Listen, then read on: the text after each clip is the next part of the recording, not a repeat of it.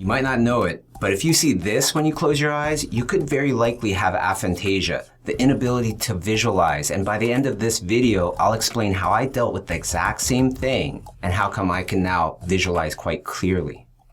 Now, what's aphantasia again? It's the inability to be able to form mental images of objects that are not present. Right? People with this condition have no mind's eye, or their imagination is essentially blind.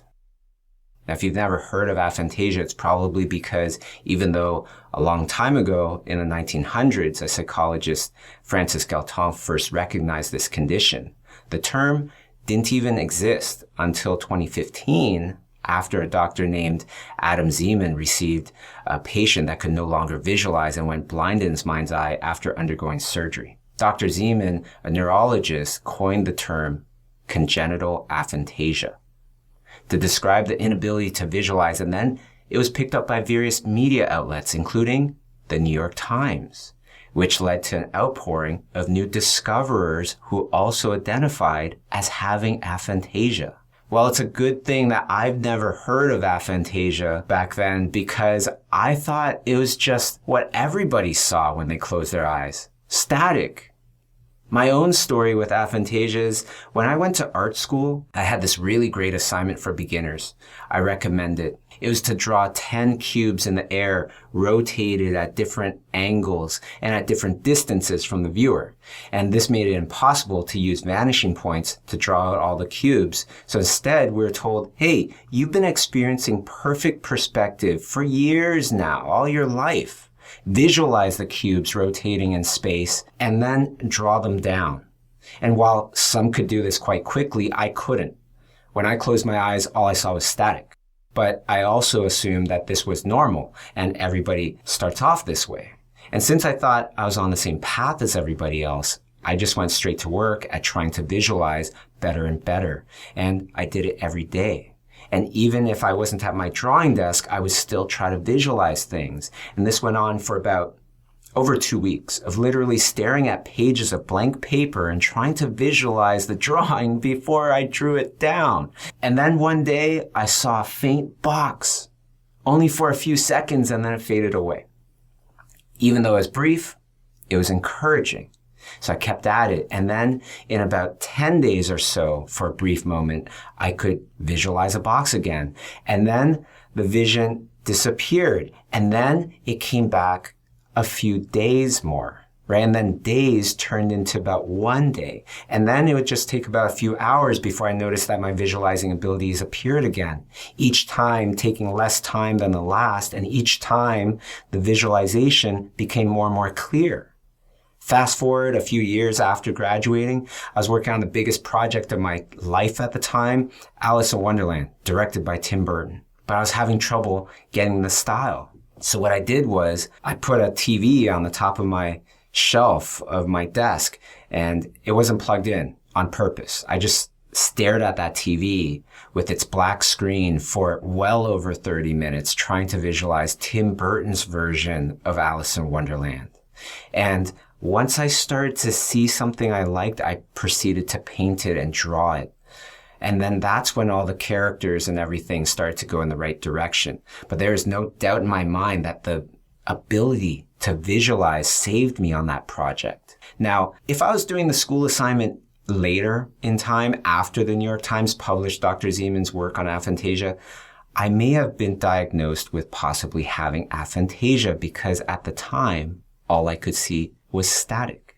And if I researched the condition at the time of this video, I would find that currently scientists don't yet know what causes aphantasia. It's very likely to be the brain circuitry that processes visualizing information. But the precise neurological nature of this condition is elusive, and because of this, there is no treatment or cure. That's what they say for aphantasia, and a definitive diagnosis could even be challenging.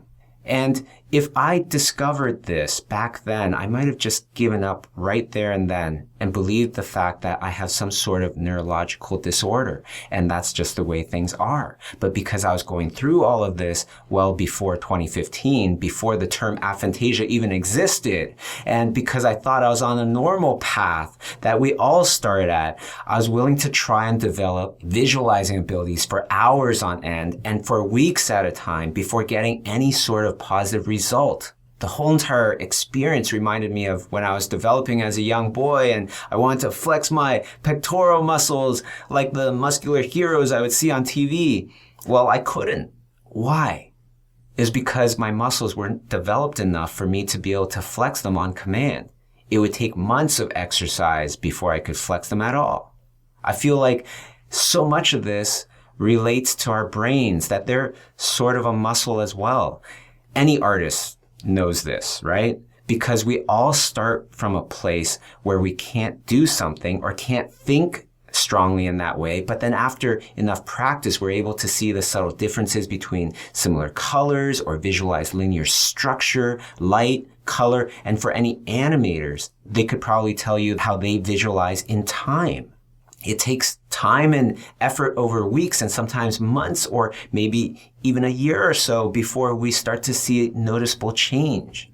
The danger here is, say you didn't know that you had to exercise for a long enough time and with a lot of effort and for weeks or months before seeing any results. How many of us would keep at it for that long? Right? Especially if we're told that this is a condition we have that has no known cure, and that's the way it is. Now, Dr. Zeman has done a lot of work in this space. I'm not refuting any of his research, but what I can tell you with 100% accuracy is my own experience. And hopefully that will give others the same result that I've had, because now after years of practicing visualizing, I still start off with only seeing static.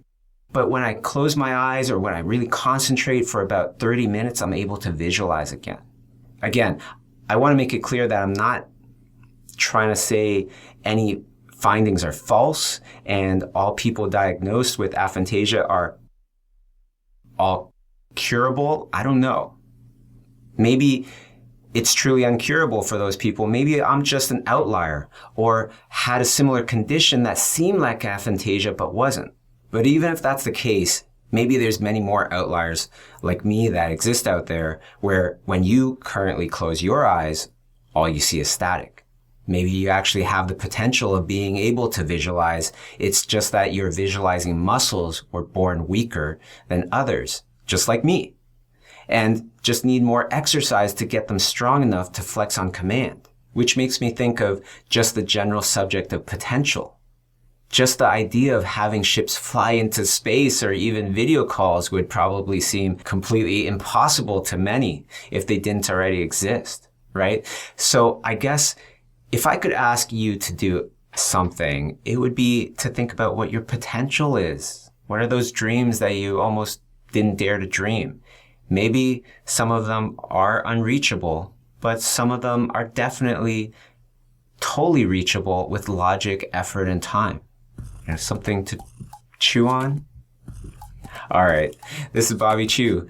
Share, comment, and subscribe for more Chew on This, and I'll see you all next time.